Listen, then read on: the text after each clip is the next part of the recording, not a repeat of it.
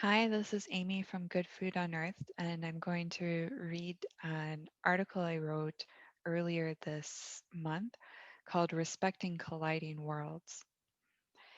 And I'm going to start off with a couple of quotes, both from scientists, well respected scientists who are no longer alive. The first is from Jacob Bronowski, who's a mathematician, biologist, and science historian. And he says that science is a tribute to what we can know, although we are fallible. We have to cure ourselves of the itch for absolute knowledge and power. In a book he wrote, and later a BBC series that he was a part of, called The Ascension of Man or Ascent of Man, he stated that there are two parts to the human dilemma. One is the belief that the end justifies the means. That push button philosophy, that deliberate deafness to the suffering, has become the monster in the war machine. The other is the betrayal of the human spirit.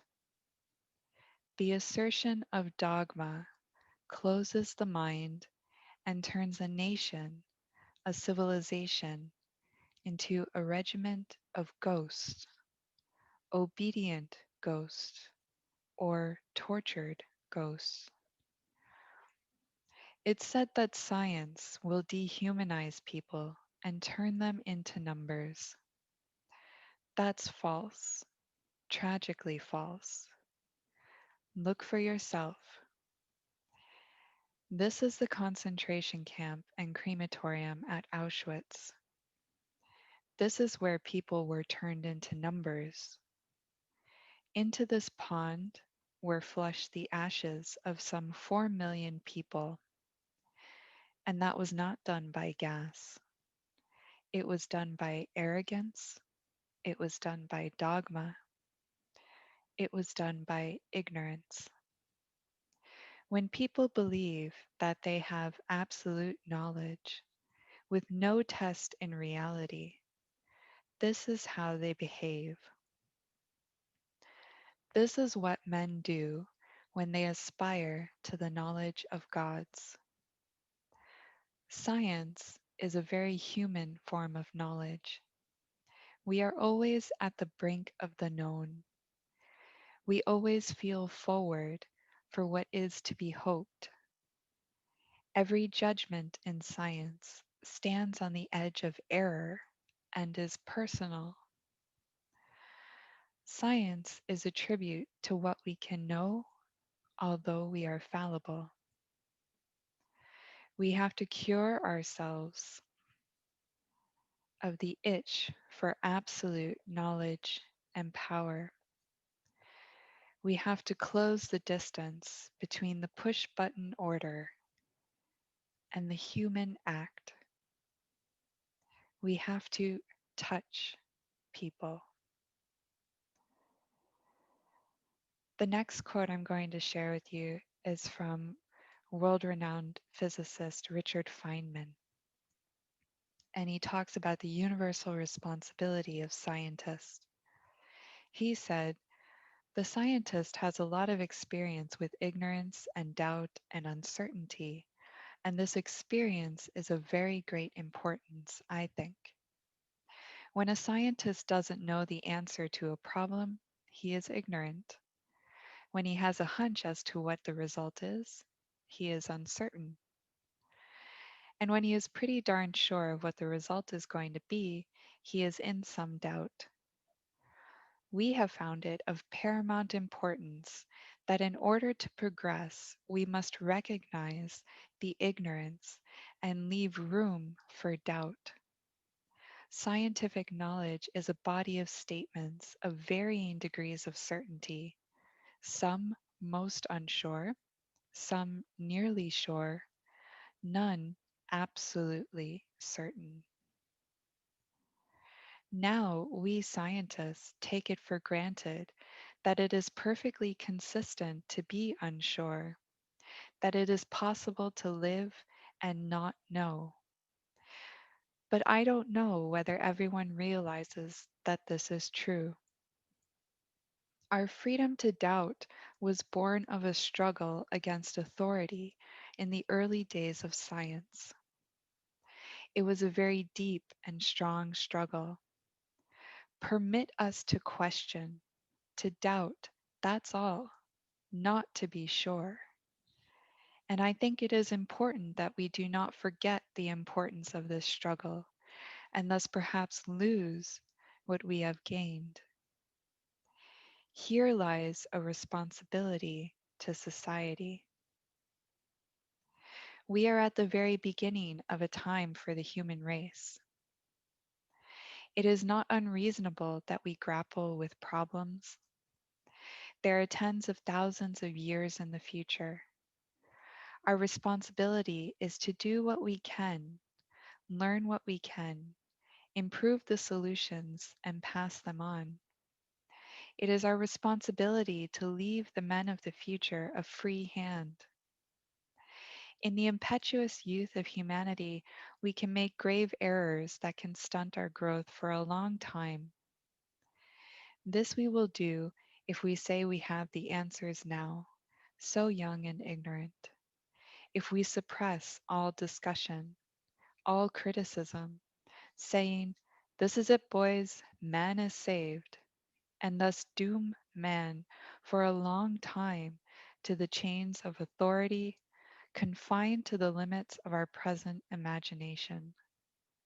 It has been done so many times before.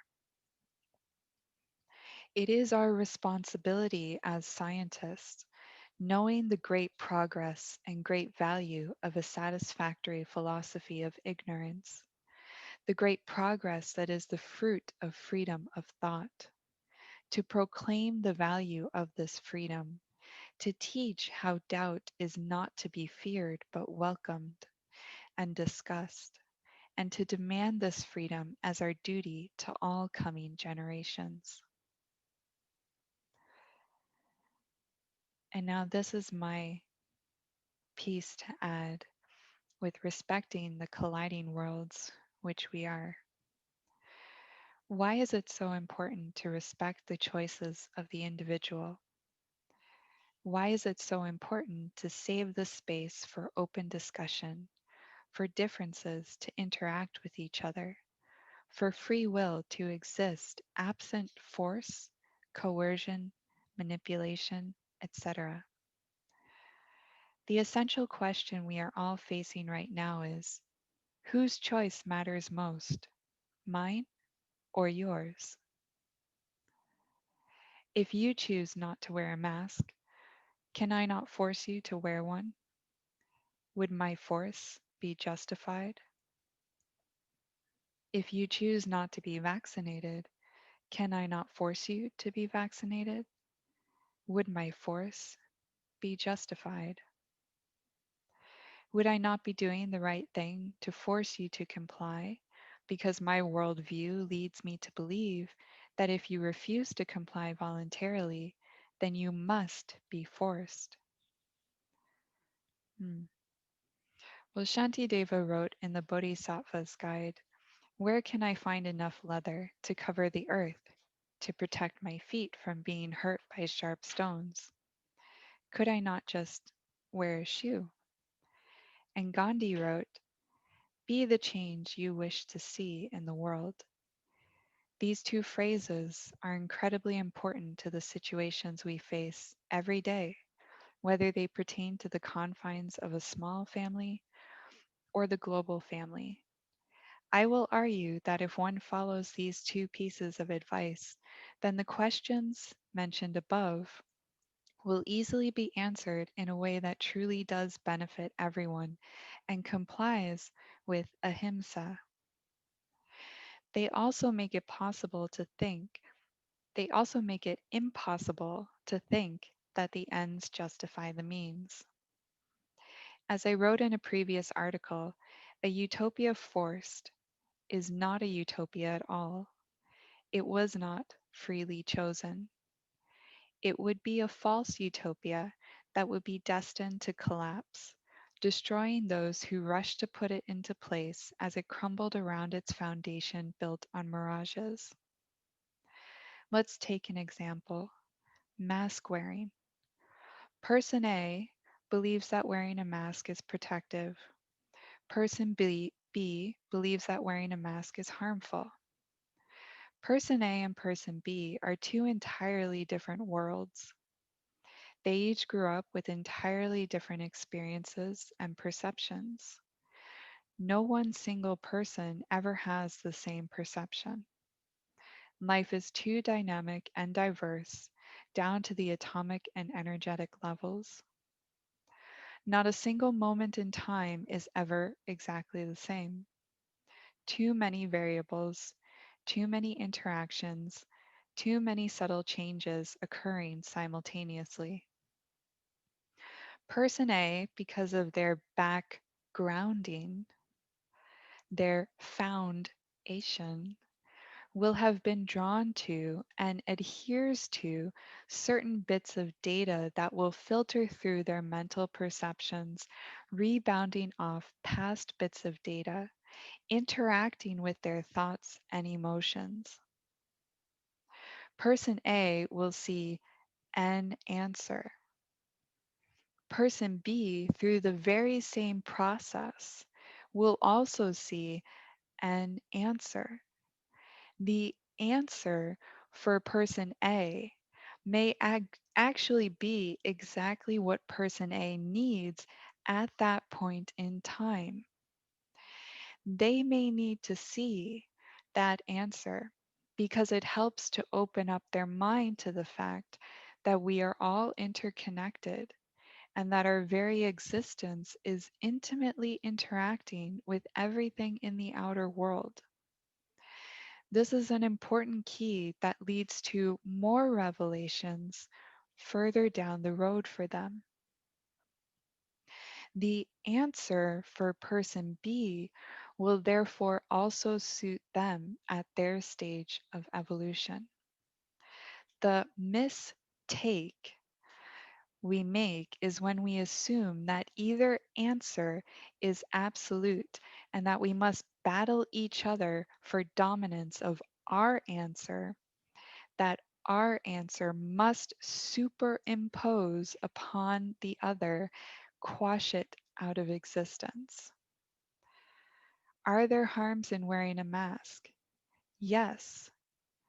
Are there benefits to wearing a mask? Yes. As mentioned above, a person wearing a mask may be oblivious to the harms at first, but at that time it may be opening their mind in a beneficial way as well. Truths are multifaceted prisms. This is covered in the law of unintended consequences. Truth is also not fragile. It will always come out, and each individual will learn their lesson.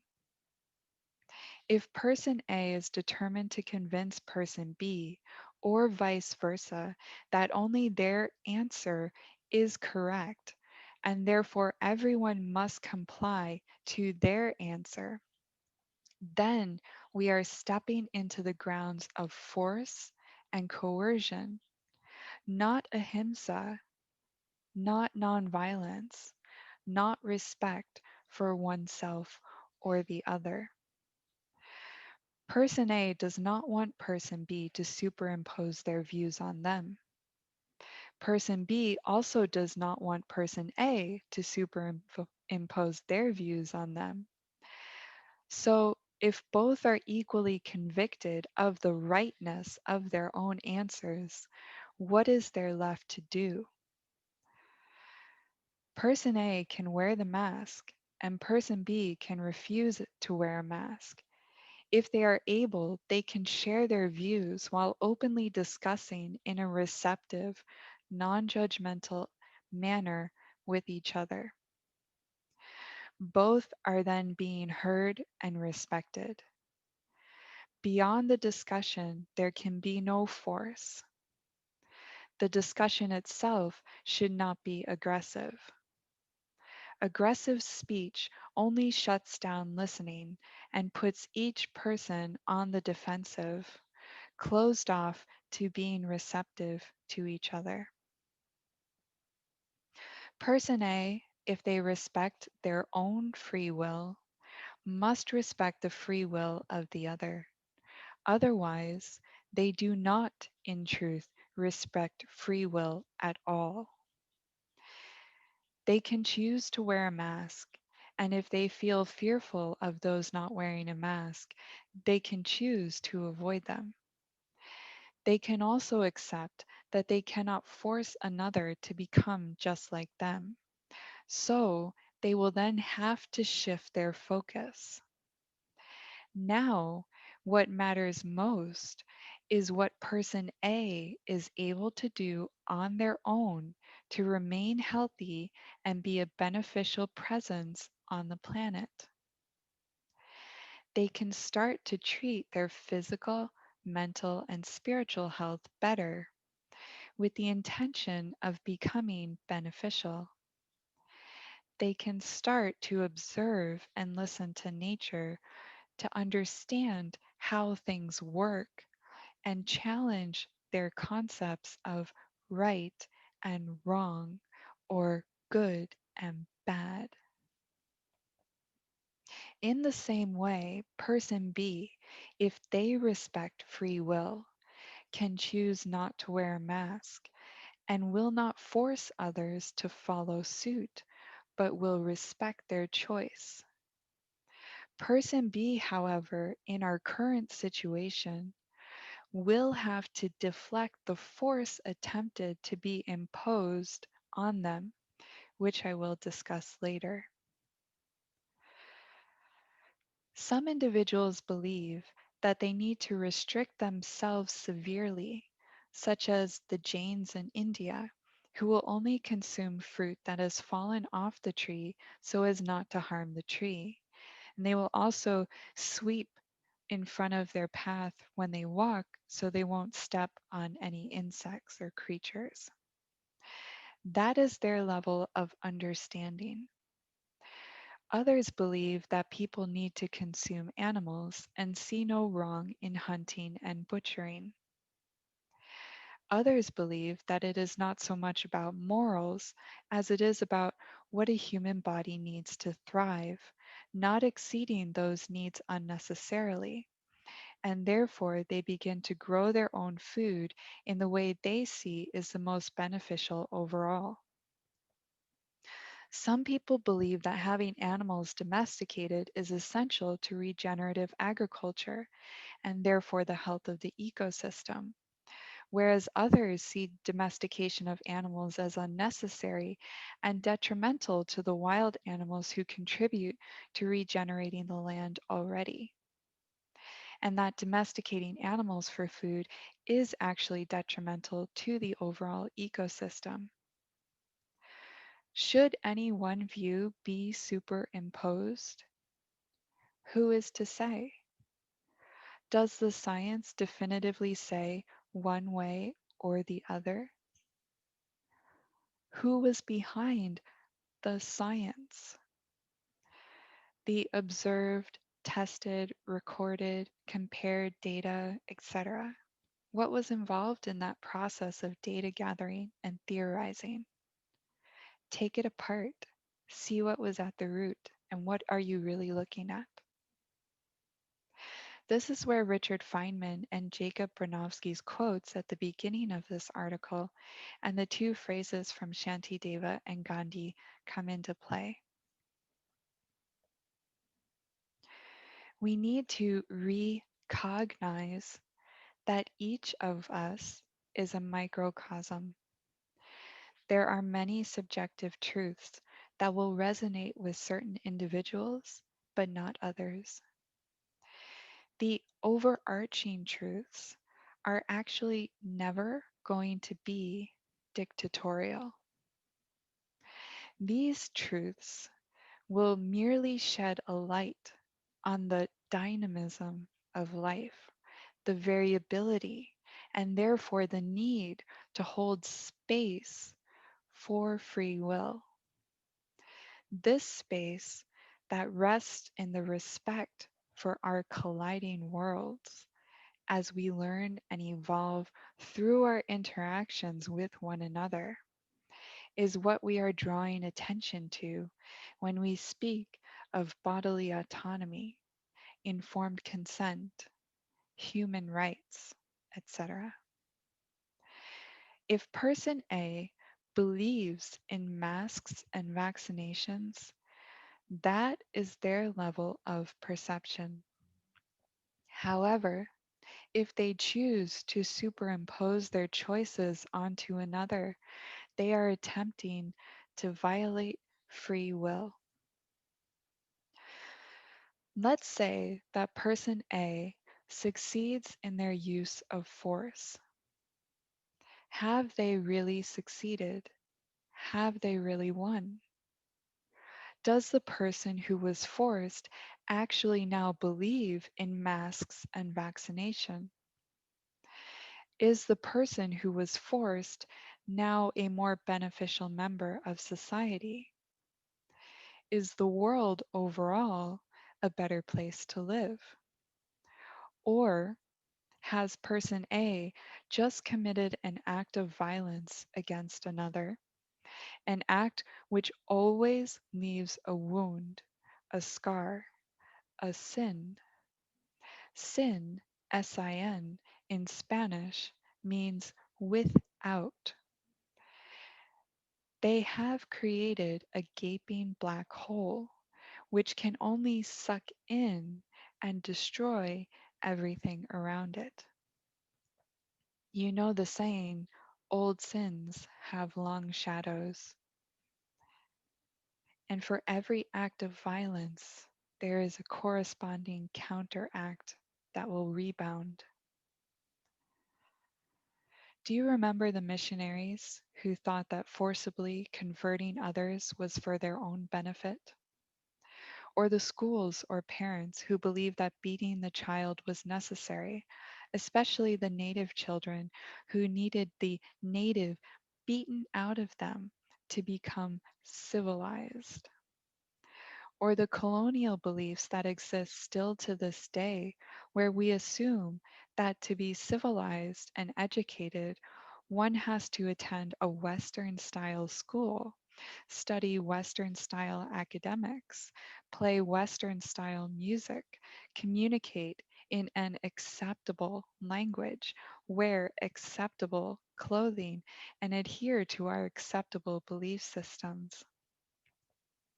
If you don't do this, then you are somehow ignorant or barbaric.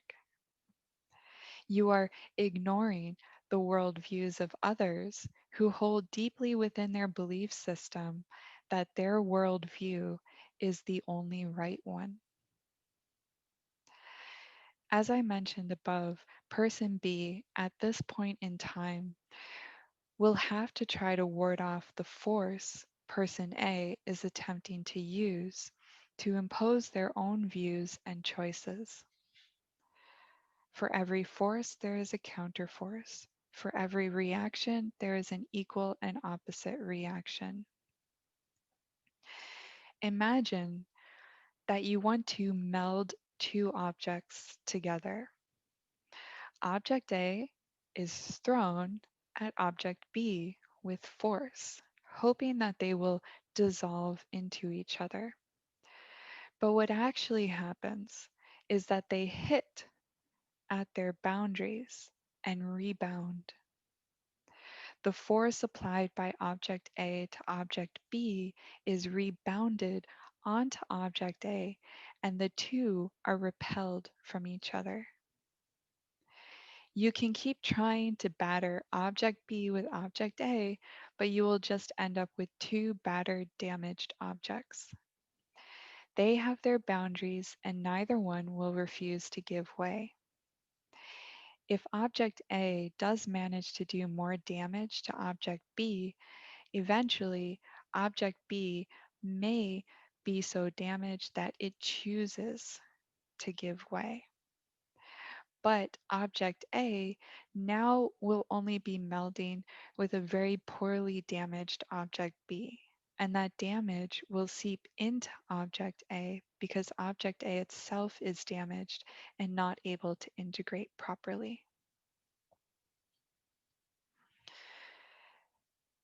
The key point there as well is to note that in the end, it was not force that would have resulted in the melding, but the choice to say yes to the melding. If two opposing microcosms want to grow and evolve effectively together, what happens?